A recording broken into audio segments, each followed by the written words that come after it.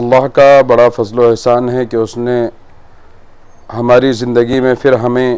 یہ مبارک مہینہ ماہ مقدس ماہ رمضان المبارک عطا فرمایا۔ الحمدللہ آخری عشرہ ہے اور آج 26واں روزہ ہے، آنے والی شب قدر بھی ہے۔ جیسے کہ آپ نے سوال کیا صدقہ فطر کے متعلق، تو یہ صدقہ فطر جو اللہ کے پیارے نبی صلی اللہ تعالی علیہ وسلم نے ارشاد فرمایا کہ نماز عید سے پہلے آپ اپنا اور اپنے بچوں کا صدقہ فطر غریبوں کو، یتیموں کو، مسکینوں کو، بیواؤں کو جو زکوٰۃ کے مستحق ہیں انہیں صدقہ فطر دیں، تاکہ جیسے آپ کے گھروں میں عید کے دن اچھا کھانا بنتا ہے، اچھا دسترخوان سجتا ہے، تو غریبوں اور یتیموں کے یہاں پر بھی اچھا کھانا پکے، اچھا دسترخوان سجے۔ اور بہتر ہے کہ نماز عید سے پہلے کہ آپ جتنا جلدی ہو سکے اتنا جلدی اگر صدقہ فطر دیں گے، تاکہ آپ کے صدقہ فطر کی رقم سے وہ کپڑے بھی بنا سکتے ہیں، اچھا لباس بھی پہن سکتے ہیں۔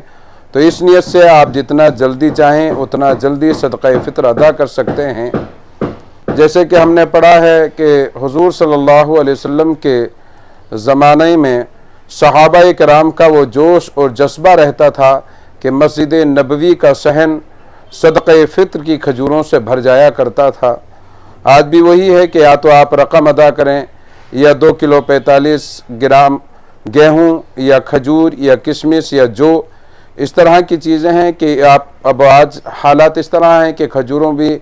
ہر طرح الگ قسم کی کھجوریں ملتی ہیں، اس کا تعین نہیں کر پاتے لوگ۔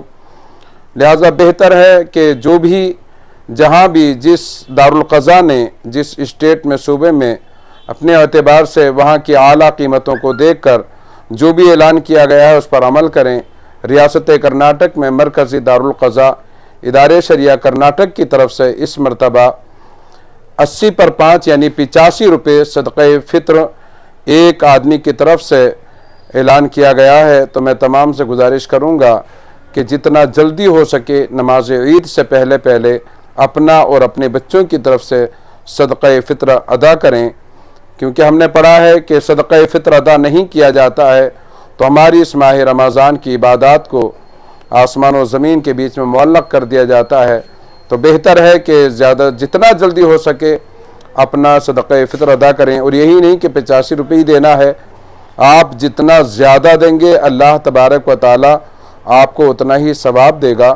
بہت سارے لوگ صدقہ فطر کے بارے میں بھی اپنے مال کو جانچتے ہیں، دیکھتے ہیں۔ میں ان سے گزارش کروں گا کہ صدقہ فطر کی رقم اتنی زیادہ نہیں ہے،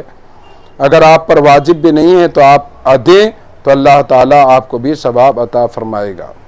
یعنی کہ جن پر زکوٰۃ واجب نہیں ہے وہ بھی صدقہ فطر ادا کریں، اگر دیں تو اچھا ہے ان کے لیے، کیونکہ زکوٰۃ یہ ہوتی ہے کہ 2.5% ہے، وہ ایک بڑی رقم بنتی ہے، اور جب وہ صاحب زکوٰۃ ہے ہی نہیں تو ان پر مال ہی نہیں ہوگا۔ لیکن صدقہ فطر یہ چیز ہے کہ 80-85 روپے آج کے دور میں کوئی بڑی رقم نہیں ہوتی ہے، تو اگر وہ بھی دے دیں تو اللہ تعالیٰ ان کو بھی ثواب دے گا، نہیں دیں گے تو کوئی گناہ گار وہ نہیں ہوں گے۔ کم سے کم 85 روپے، ہاں کم سے کم 85 روپے، زیادہ سے زیادہ اس کی کوئی حد ہے؟ اب زیادہ یعنی ہر اعتبار سے اب 4 کلو 90 گرام کھجور ہیں، 4 کلو 90 گرام کشمش ہے، اور 4 کلو 90 گرام جو ہے تب اس کی رقم کبھی یعنی 1000 سے بھی زائد ہوتی ہے کھجور وغیرہ کی، جو کی رقم تقریباً 280 روپے ہو جاتی ہے۔ تو اس طرح سے آپ کم سے کم 85 روپے ہے، آپ اس سے اوپر 1000 روپے بھی دے سکتے ہیں۔ آج ہم کھجور اچھی اعلیٰ قسم کی کھجور لینے جاتے ہیں تو ہم کو 1000 روپے کلو بھی کھجور ہے، تو اس اعتبار سے آپ کو 4-4.5 روپے بھی پڑ جاتا ہے۔ تو بہتر یہ ہے کہ 85 روپے سے کم صدقہ فطر ادا نہ کریں۔ گندم کے اعتبار سے آپ اوپر جتنا دینا چاہتے ہیں 100 روپے 500 روپے 1000 روپے وہ آپ کے لیے بہتر ہوگا، کیونکہ صدقہ وہ چیز ہے کہ جس کے لیے اللہ کے رسول فرماتے ہیں رب کائنات آپ کے صدقے کو ایسا پالتا ہے جیسا کہ گائے کے بچے کو پالا جاتا ہے، پرورش کی جاتی ہے، اور اللہ تعالی ہمارے صدقے کو اتنا بڑا کر دے گا کہ روز محشر وہ پہاڑوں کی طرح نظر آئیں گے۔ غریب رشتہ داروں کو بھی ادا کیا جا سکتا ہے؟ ہاں بہتر ہے، سب سے بہتر یہی ہے کہ اپنے غریب رشتہ داروں کو دیں، اپنے بھائی کو دیں، اپنے بہن کو دیں، آپ کے جو قریبی رشتہ دار ہیں آپ انہیں صدقہ فطر دیں۔ اس کے بعد کسے دیں؟ اس کے بعد آپ جو آپ کے محلے کے آپ کے پڑوس میں کوئی غریب ہیں، کوئی یتیم ہے، کوئی بیوہ ہے، کوئی مریض ہیں جو غریب ہیں، تو اس طرح کے لوگوں کو آپ صدقہ فطر دیں۔ آخر میں کیا پیغام یہی کہ اللہ عید سعید کے موقع بس اللہ کا بڑا فضل و کرم ہے کہ اللہ نے ہمیں یہ ماہ مبارک عطا فرمایا، اور عید ہمارے لیے قریب قریب ہے، اور عید کا یہی پیغام ہے کہ ہم جو اللہ کے رسول صلی اللہ علیہ وسلم نے ارشاد فرمایا ہے کہ ہم آپس میں اتحاد کا مظاہرہ کریں اور تمام کو عید کی مبارکبادی دیں۔ ہم جس ملک میں رہتے ہیں، اپنے ملک کے لیے، اپنی ریاست کے لیے، اپنے شہر کے لیے امن و سلامتی کی دعائیں کریں، بھائی چارگی کا ہم آپس میں اعلان کریں اور آپس میں محبتیں کریں۔ ہمارے جو بھی دیگر مذاہب کے لوگ رہتے ہیں، اپنے عید میں ان کو بھی شامل کریں، ان کو بھی خوشیاں دلائیں، ان کو بھی اپنے دسترخوان پر بلائیں، ان کی بھی دعوت کریں، انہیں بھی معانقہ کریں، ان سے بھی مصافحہ کریں، ان کو بھی عید کی مبارکبادی دیں، تاکہ جو ابھی نفرتوں کے بازار چل رہا ہے وہ ختم ہو سکے اور ہمارے ملک میں امن و سلامتی رہے، بھائی چارگی رہے۔ اللہ رب العزت عید الفطر کے دن اپنے بندوں کی دعا قبول فرماتا ہے اور ان کی دعاؤں پر فرشتے آمین کہتے ہیں۔ تو میں عالم اسلام کے مسلمانوں سے گزارش کروں گا کہ تمام ہی مل کر،